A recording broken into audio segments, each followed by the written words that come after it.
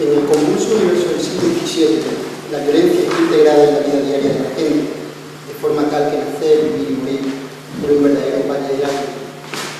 Guerras, enfermedades, enfrentamientos vecinales, luchas por el poder, la subsistencia, son formas de vida en el mundo conocido. No es extraño, por tanto, que Calderón lo incorporara en sus obras, añadiendo su personal punto de vista.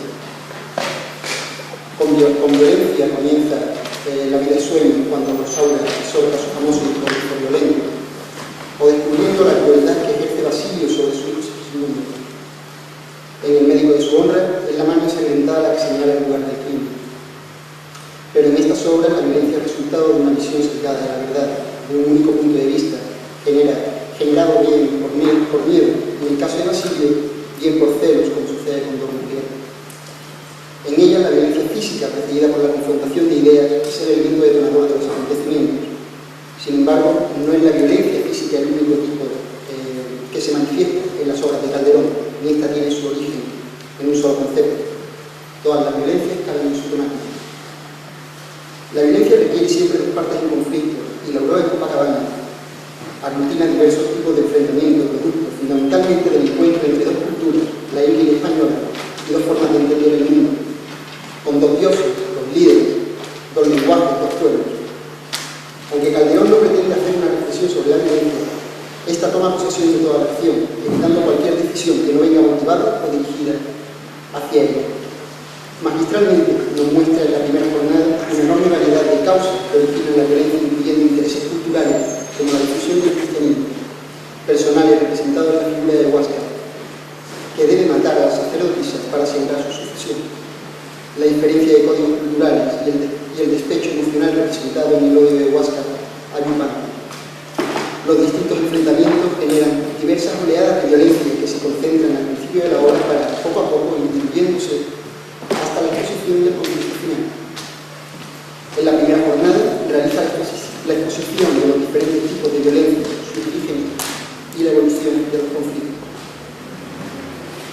Una violencia emocional surge cuando la sacerdotisa informa que ha llegado a una amenaza horrible a la playa, lo que genera una conducta temerosa y reacciones de huida. La violencia alcanza también el plano psicológico cuando Yupanqui quiere saber la causa de la venida de los españoles y al mismo tiempo teme saberlo, generando así ansiedad y deseo de morir, como él mismo expone. ¿Quién creerá que muero yo por saberlo y no saberlo? La violencia psíquica y emocional genera un temor que puede llegar a paralizar, como le sucede a Guapoldo, y alimenta la prepotencia del líder, lo que provoca el primer acto de agresión física por parte de los indios a los españoles. La violencia se manifiesta a sí mismo en las tropas de Pizarro cuando sus líderes compiten por llevar la cruz a tierra. También hay espacio para exponer la violencia provocada por la naturaleza cuando el malo venera las desgracias que después de tantas deshechas fortunas, naufragios, calmas, hambres, sedes y tormentas, como hemos padecido desde que abriendo las sendas del mar del norte al sur, atravesamos la Nueva España. La violencia se hace presente incluso en relación al amor, como muestra el temor de Yupanqui a que Gandía ataque a su amada. Curiosamente, Calderón manifiesta los rasgos de violencia cómica o pseudocómica que contiene Glauco de papel, la cual ayuda a distinguir los momentos de tensión de las otras escenas violentas.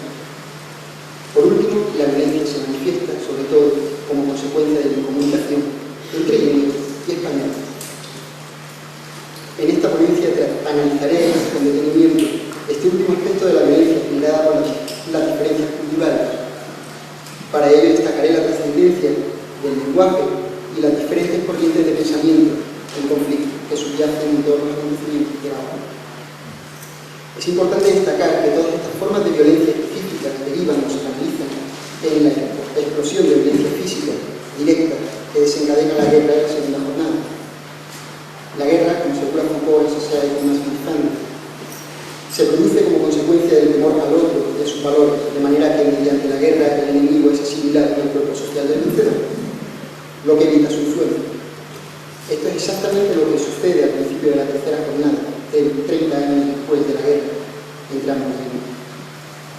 Sin embargo, aunque aparentemente los protagonistas han asimilado las costumbres españolas e incluso la religión cristiana, mantienen parte de su existencia, de su forma de pensar, de manera que el hecho diferencial industrial vuelve a producir violencia, esta vez manifestada en el conflicto artístico entre el modelo de belleza de Yupanqui y el de la sociedad en la que vive, como se verá más adelante. La Aurora en Copacabana trata de reescribir la historia de Francisco Tito Yupanqui, descendiente de una familia católica.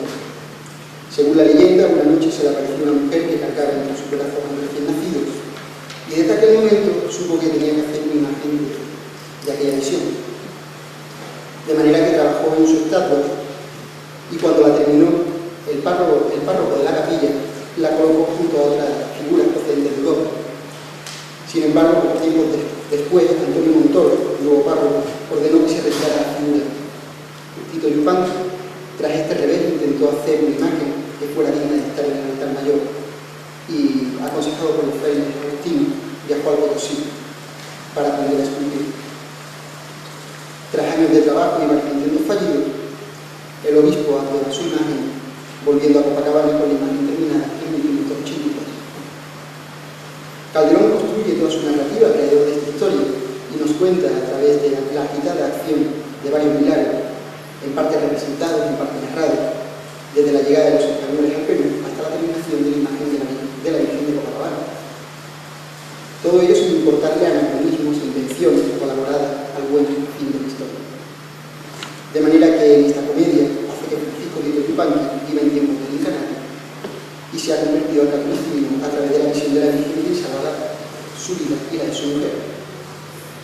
En la primera jornada, en el verso 7, se exponen las creencias del gobierno teocrático del incanato y asistimos a la llegada de los españoles, además de la presentación de Yupanqui como un nombre de linaje real.